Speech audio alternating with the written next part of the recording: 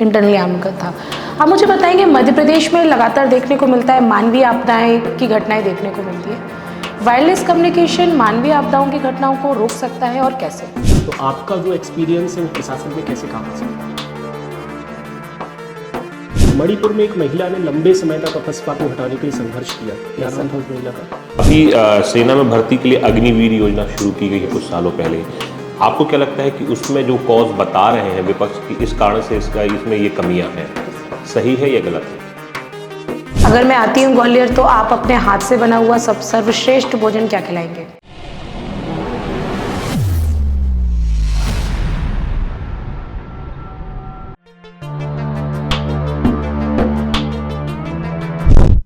बैठिए। अजीत जी, बोर्ड को कुछ ऐसा बताइए जो इसमें लिखा ना हो। सर, मैंने 17 साल सेना में सेवा दी है सर। और सर, मेरे परिवार में हम 3 भाई हैं और मेरी माताजी का नाम सविता तोमर है। और सर, मेरा ये सिविल सर्विस का प्रथम प्रयास है सर। प्रथम प्रयास है? जी सर। ठीक है। आप सेना में किस पद पर रहे? मैं एज ए कांस्टेबल सिपाही था। ठीक है। जी तो आपका जॉब क्या होता है वहाँ पर? मैं वायरलेस ऑपरेटर था कम्युनिकेशन डिपार्टमेंट में। ठीक है। तो आपका जो एक्सपीरियंस है वो प्रशासन में कैसे काम आ सकता है? सर, सेना में मैंने पहले तो अनुशासन सीखा है सर, और पंचुअलिटी सीखी है सर, और एक संगठन में कार्य करने का अनुभव है सर मेरा। और मैं एक ट्रेंड पर्सन हूँ जिसका मैं प्रशासन में उपयोग कर सकता हूँ सर। ठीक है। आपने 12वीं पास की थी 2003 में और उसके बाद ग्रेजुएशन 2019 में हुआ। Yes sir. इतने बड़े ब्रेक का कारण क्या था? सर, मेरी जो प्रारंभिक जो पदस्थापना थी सर, वो ऐसे क्षेत्रों में थी जहाँ से टाइम पर छुट्टी आना और कॉलेजों के साथ कम्युनिकेट करना थोड़ा कठिन था। जैसे कि मैं जम्मू कश्मीर में था, उसके बाद असम में रहा, तो सर वो संयोग नहीं बन पाया, और संयोग जाके 2019 में बना सर, तभी मैंने की। आपने कहाँ पर भारत में कहाँ पर किन किन क्षेत्रों में जॉब किया? सर, जम्मू कश्मीर, असम, पश्चिम बंगाल, पंजाब, राजस्थान। ये इनमें से कौन सा क्षेत्र आपको सबसे ज्यादा सेंसिटिव लगा भारत की सुरक्षा की दृष्टि से? सर, जम्मू और कश्मीर सर। जम्मू कश्मीर। जम्मू कश्मीर को लेकर गवर्नमेंट ने कोई विशेष एक्ट पास किए हैं? सर, 2019 में इसका जम्मू कश्मीर और लद्दाख को यूटी बनाने के लिए एक्ट पास किया था। वहाँ की जो व्यवस्थाएं, उन व्यवस्थाओं को कंट्रोल करने के लिए आर्मी को विशेष अधिकार दिए जाते हैं। Armed forces special power act कब लागू हुआ था? ये 1958 में लागू हुआ सर। ये मूल रूप से 1942 में औपनिवेश काल में लागू हुआ था। उसके बाद इसका इसको द्वारा लागू 1958 में किया गया है सर। भारत में और कहाँ पर ये लागू है? सर, ये असम में और असम, अरुणाचल प्रदेश, नागालैंड, मणिपुर में सर। मणिपुर में एक महिला ने लंबे समय तक अपस्पा को हटाने के लिए संघर्ष किया था। क्या नाम था उस महिला का? सॉरी सर, नाम याद नहीं कर पा रहा हूँ सर मैं। ठीक है, नाम याद नहीं कर पा रहे। संविधान में किस आर्टिकल से रिलेट कर सकते हैं अपस्पा को? सर, आर्टिकल 34 से सर। 34 से? यस। और कौन सा आर्टिकल है जो आर्मी से हम रिलेट कर सकते हैं संविधान का? सर, 34 के अलावा तो नहीं याद कर पा रहा सर। 33 आर्टिकल में क्या है?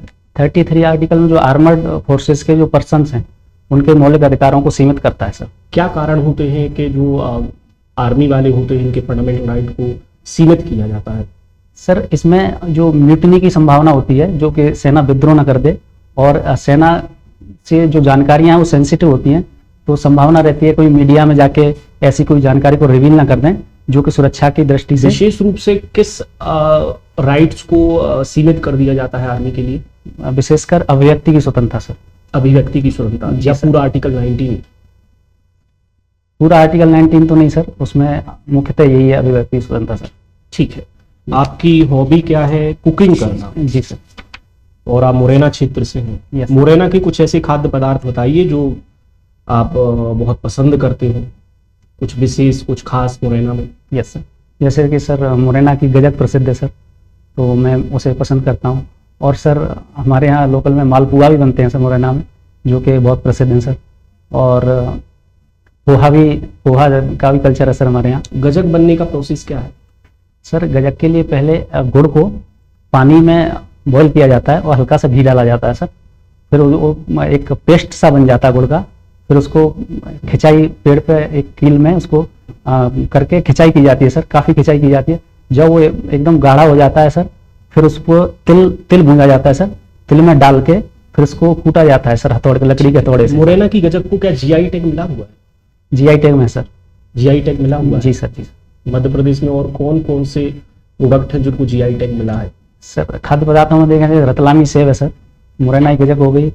और खाद्य पदार्थ के अलावा? खाद्य पदार्थ के अलावा जैसे ग्वालियर की कालीन को जीआई टैग मिला है, झाबुआ का कड़कनाथ मुर्गा को जीआई टैग है। और सर अभी मैं इतना याद कर पाऊँ। ठीक है, आपको क्या बनाना बेहतर पसंद करते हैं, क्या बेहतर आप बना पाते हैं? सर मैं स्थानीय व्यंजन जैसे सर हलवा बनाता हूँ सर, खीर बनाता हूँ, कढ़ी बनाता हूँ सर, ये मुझे पसंद है बनाना सर। तो आपकी खासियत क्या है, क्या कुछ विशेष करते हैं आप इसको बनाने में? सर मैं प्रयास करता हूँ अच्छा से अच्छा बन जाए, स्वादिष्ट बन जाए। तो ये हॉबी कैसे हो गई? खाली पेट भरने के लिए तो कोई भी कुकिंग कर लेता है, आपकी हॉबी है तो आप ऐसा कुछ खास करते हैं इसमें?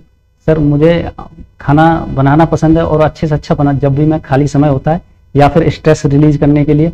और सर मेरी हॉबी डेवलप ऐसे हुई जब मैं स्कूल डेज में घर से बाहर रह के पढ़ता था सर, तो सेल्फ कुकिंग करता। उसके अलावा सर सेना में मैंने मैस कमांडर की ड्यूटी की कुछ दिन, तो फिर कुकिंग की हॉबी सर सहज रूप से डेवलप हो गई सर। ये हॉबी प्रशासन में कैसे यूजफुल है?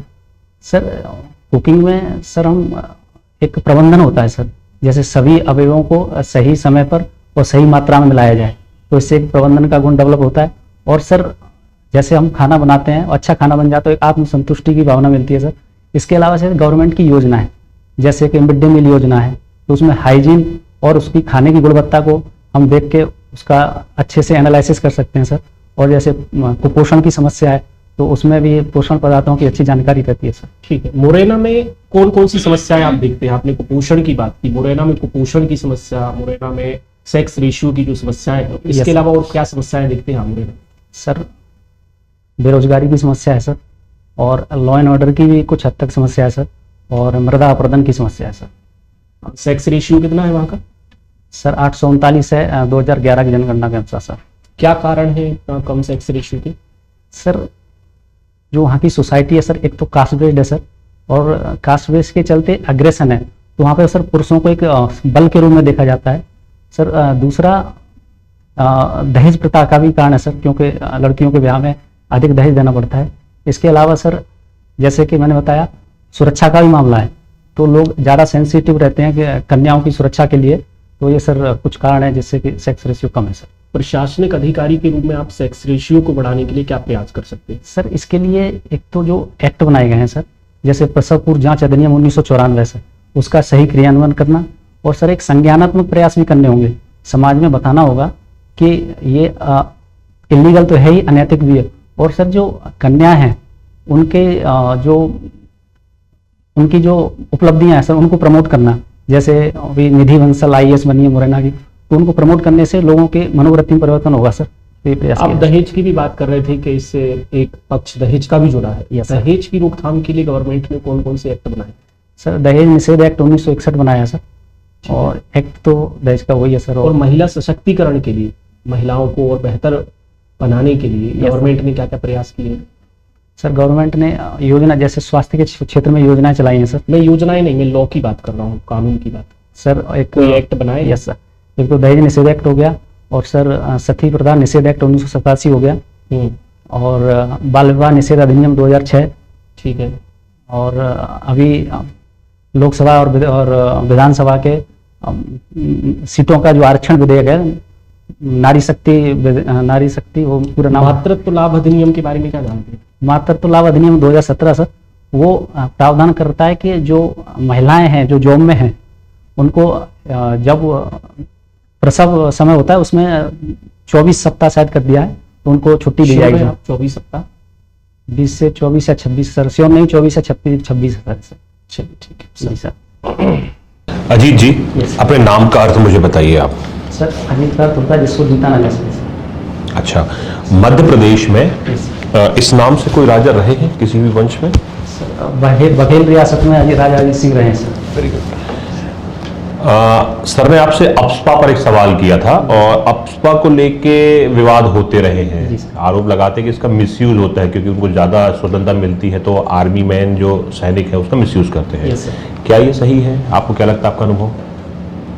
सर जो वहाँ की स्थानीय जनता है वो आरोप लगाती हैसर, लेकिन सर मेरा ऐसा मानना है कि वहाँ की जो सिचुएशन है उसको कंट्रोल करने के लिए आर्मी को स्पेशल पावर होना चाहिए सर। और रही बात आरोपों की, अपने अनुभव के आधार पे बताइए इसको कि कैसे सही है ये। सर अफस्पा के बिना वहाँ पे लॉ एंड ऑर्डर करना कठिन हो जाता है सर। तो ये सर जहाँ पे से ज़्यादा सेंसिटिव इलाके हैं वहाँ पे होना चाहिए।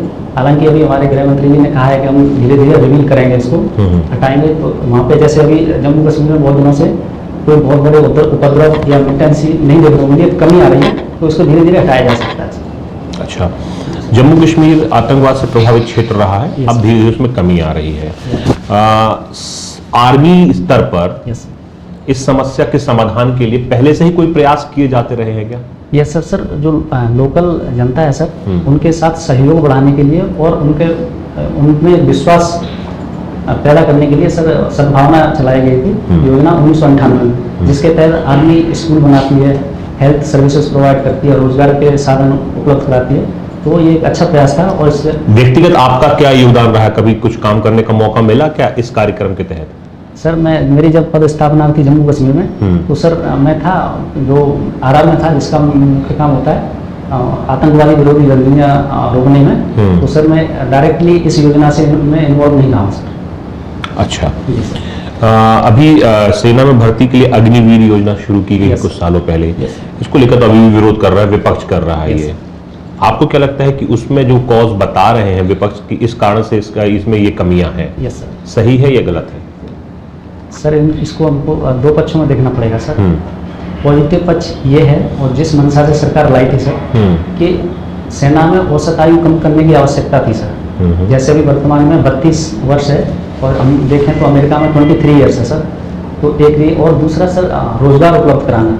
इसमें प्रतिवर्ष 50 से 60 हज़ार सोल्जर्स भर्ती किए जाएंगे सर, और उनका 4 साल में रोटेशन भी होगा, तो ज़्यादा से ज़्यादा लोगों को रोजगार मिलेगा। इसके सर नेगेटिव पक्ष में हम यदि बात करें तो सर जो 4 साल का टर्न हो है उसको थोड़ा सा बढ़ाया जा सकता है सर, क्योंकि सर 6 महीने की प्रशिक्षण है और 3.5 महीने की पदस्थापना है, तो उसको थोड़ा बढ़ाया जा सकता है। और सर पुनर्नियोजन की एक पुख्ता व्यवस्था होना चाहिए सर, क्योंकि आने के बाद सोल्जर एक गरिमामय जीवन जी सके सर। बिल्कुल। इसको लेकर अभी सरकार का कोई स्टेटमेंट आया क्या? जी सर, गृह मंत्री जी ने कहा था, यदि इसमें रक्षा मंत्री जी ने, कि अगर इसमें सुधार की आवश्यकता होगी तो हम जरूरी कदम उठाएंगे सर।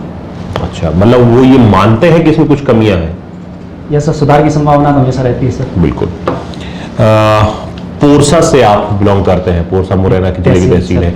यहाँ कोई मेला लगता है, मैंने सुना है शायद। यस सर, नागा जी का मेला लगता है सर। आपने देखा है उनको? कौन थे संत नागा जी? मतलब उस मेले को देखा है, तो गए हैं आप वहाँ पे? हाँ सर, बहुत पहले। अभी तो सर इतना उसका प्रभाव नहीं, कम हो गया सर, लेकिन आज से करीब। कौन थे संत नागा जी? सर नागा जी कौन? नागा जी सर पोरसा में है, पोरसा शहर में सर। हमें पशुओं का मेला लगता है मुख्यतः सर। वो मुगल काल में बंदरों का क्रय विक्रय किया जाता था, फिर धीरे धीरे वहाँ पे गाय बैल और का विक्रय होने लगा। अभी सर थोड़ा कम हो गया सर। अच्छा, बात मेले की करेंगे तो ग्वालियर में भी एक व्यापार का मेला लगता है, और अभी हाल ही में मध्य प्रदेश के दूसरे शहर में भी व्यापार मेला शुरू किया गया है। कहाँ पर? सर याद नहीं कर पा रहा हूँ दूसरे सर। जीवाजी राव के बारे में आप बताइए। सागर, जो आपका ग्वालियर यूनिवर्सिटी है जीवाजी राव के नाम पर, हाँ, इनके बारे में कुछ बताइए। 3 उपलब्धियाँ सर। इन्होंने आगरा ग्वालियर रेलवे लाइन के लिए राशि प्रदान की थी सर, और जीवाजी यूनिवर्सिटी की स्थापना के लिए 1 करोड़ रुपए की राशि दी थी सर। और इन्होंने भारत में ग्वालियर राज्य का सहर्ष विलय किया था सर, और ये ग्वालियर राज्य के पहले प्रमुख भी बने थे सर। ग्वालियर राज्य के? सॉरी सर, मध्य भारत राज्य के सर। अच्छा, ठीक है। ग्वालियर का एक अच्छा लंबा इतिहास रहा है वहाँ पर, और ग्वालियर का जो किला है उसमें बहुत सारे वंश देखे हुए हैं। उस किले के बारे में बताइए आप। सर ग्वालियर के किले की स्थापना कच्छप घाट वंश के राजा थे सूरज सेन, उन्होंने 525 ईस्वी में कराई थी सर। और इसके बाद सर यहाँ पे क्रम अलग अलग वंशों का राज रहा है सर, जैसे कि तोमर वंश, और कुछ समय ये दिल्ली सल्तनत के अधीन भी रहा है, और सर मुगलों के अधीन भी रहा है सर, और फिर सिंधिया राजवंश का इसमें अधिकार रहा है। और सर इसको पूर्व का जिब्राल्टर कहा जाता है, क्योंकि सर ये अभेद्य किला है सर। हाँ। सबसे सुरक्षित किला माना जाता है सर इसको। आपके पिताजी शंभू सिंह तोमर जी सर, क्या करते हैं वो? सर वो देहांत हो गया सर। अच्छा, ठीक है। मैडम? अजीत जी, आपने बताया कि सेना क्षेत्र में वायरलेस कम्युनिकेशन के फील्ड में आपने काम किया है। मैं जानना चाहती हूँ क्या काम रहता था उसमें आपका? वायरलेस कम्युनिकेशन प्रोवाइड कराना, किस क्षेत्रों को, किनको प्रोवाइड कर? इंटरनली हमारा आर्मी का। इंटरनली आर्मी का था। आप मुझे बताएंगे मध्य प्रदेश में लगातार देखने को मिलता है मानवीय आपदाएं की घटनाएं देखने को मिलती है। वायरलेस कम्युनिकेशन मानवीय आपदाओं की घटनाओं को रोक सकता है और कैसे? मैम, जब आपदाएं आती हैं तो जो आधारभूत संरचना है वो ध्वस्त हो जाती है, और जो एस्टेब्लिशमेंट कम्युनिकेशन है, जैसे OFC कम्युनिकेशन, गाइडेड कम्युनिकेशन है, वो वहाँ पे डिस्टर्ब हो जाता है। तो वहाँ पे वायरलेस कम्युनिकेशन ही एकमात्र उपाय होता है, जैसे एमेच्योर रेडियो कहते हैं, जो आपदा प्रबंधन का एक मुख्य अंग है, तो वहाँ पे उपयोग हो सकता है। ठीक है, आप मुझे बताइए, आपने बताया कि कुकिंग करना आपको अच्छा लगता है और आपने संतुलित आहार के बारे में बताया। मुझे बताइए पोषण आहार और संतुलित आहार में क्या अंतर है? संतुलित आहार में मैम जो हमारे पोषण के अवयव हैं वो सही और सही अनुपात में होते हैं और संतुलित मात्रा में होते हैं। और उत्तम पोषण, जैसा आपने पूछा, उत्तम पोषण में मैम मैं अभी इसका थोड़ा सा उत्तम बैलेंस डाइट और न्यूट्रिशन डाइट में डिफरेंस पूछ रही हूँ मैं आपसे। अब न्यूट्रिशन डाइट तो मैं सभी अवयव अच्छी मात्रा में होंगे, मैं अभी इसमें दोनों में थोड़ा सा ठीक कुकिंग आप कब से कर रहे हैं? अभी अभी हॉबी बनी है कि टाइम हो गया इसको करते हुए? नहीं मैम, जैसे मैंने बताया, मैं स्कूलिंग डेज से ही खाना बनाता था स्वयं के लिए, और आर्मी में भी मैस कमांडर की ड्यूटी किया है, तो मैं काफ़ी समय से जुड़ा हुआ हूँ। अगर मैं आती हूँ ग्वालियर तो आप अपने हाथ से बना हुआ सब सर्वश्रेष्ठ भोजन क्या खिलाएंगे? मैम, पहले मैं आपकी पसंद जानना चाहूँगा, यदि फिर भी मुझे अपनी तरफ से खिलाना होगा तो मैं वहाँ के स्थानीय व्यंजन खिलाऊँगा, जैसे मालपुआ हो गया, गजक हो गई, और जो मैं अच्छी तरह से बना सकता हूँ जैसे कढ़ी हो गई, ये मैं खिलाऊँगा। ठीक है, मध्य प्रदेश के कोई लोक व्यंजन बताइए जिनकी पहचान मध्य प्रदेश से है, क्षेत्रीय स्तर पर पहचाने जाने वाले व्यंजन। मध्य प्रदेश का जैसे, एक मिनट में समझ लेना चाहूँ। मध्य प्रदेश जैसे इसकी रागी की खीर बनाई जाती है, और हमारे क्षेत्र में बाजरे की भी खीर बनाई जाती है, और इसको देसी भाषा में हम लोग महेरी बोलते हैं, वो भी बनाई जाती है, और तो इसको मैं अलग से रखना चाहता हूँ। ठीक है, आपने हिंदी साहित्य में भी अपना ग्रेजुएशन सब्जेक्ट लिखा हुआ है। जी। मुझे भक्ति काल की 3 विशेषताएं बताइए। भक्ति काल में मुख्यतः ईश्वर को केंद्र में रखकर रचनाएं की गई, और इसमें मुख्यतः हिंदी, अवधी और ब्रज भाषा का प्रभाव रहा है। हिंदी भाषा का प्रभाव था उसमें? अवधी और मुख्यतः ब्रज भाषा का था। मैम, इसकी 2 शाखाएं थी, निर्गुण शाखा और श्रवण शाखा। निर्गुण शाखा में मुख्यतः कबीरदास हो गए, रहीम हो गए, और श्रवण शाखा में तुलसीदास जी, सूरदास जी की रचना में देखने को मिलती है। अंत में मुझे एक तुलसीदास का दोहा और एक कबीर का दोहा सुना दीजिए। कबीरदास जी का दोहा, कबीरा खड़ा बाजार में, मांगे सबकी खैर, ना काऊ से दोस्ती, ना काऊ से बैर। तुलसीदास जी का है दोहा, तो चौपाई में याद कर, चौपाई बता दीजिए। मंगल भवन मंगलहारी, द्रवों से दशरथ अजय बिहारी। ठीक है सर। ठीक है जी, आप जा सकते हैं, शुभकामनाएं आपको बताएंगे। आर्मी का जो अनुभव है वो दिखता है, जी, और हमारी शुभकामना है कि आपका सिलेक्शन हो उसमें। आपको स्माइल बहुत अच्छी है। हाँ, स्माइल अच्छी है, और आपने सारे आंसर पूरे लगभग आंसर दिए आपने हैं बहुत अच्छे से और दिए हैं। सही दिए, तार्किक लगे। जहाँ सॉरी बोलना लग रहा था वहाँ आपने सॉरी बिल्कुल बिल्कुल बिल्कुल। तो बहुत अच्छा रहा। मैडम ने क्वेश्चन आपसे पूछा था कम्युनिकेशन पर, उसका आपने बहुत अच्छा आंसर दिया। मुझे बहुत अच्छा लगा कि अगर जब कोई आपदा आती है उस दौरान जो हमारी जो संचार व्यवस्था भंग हो जाती है, उसके लिए क्या करना चाहिए, कैसे काम करते हैं, वो आंसर मुझे आपका बहुत अच्छा लगा। Good luck Ajit. Thank you.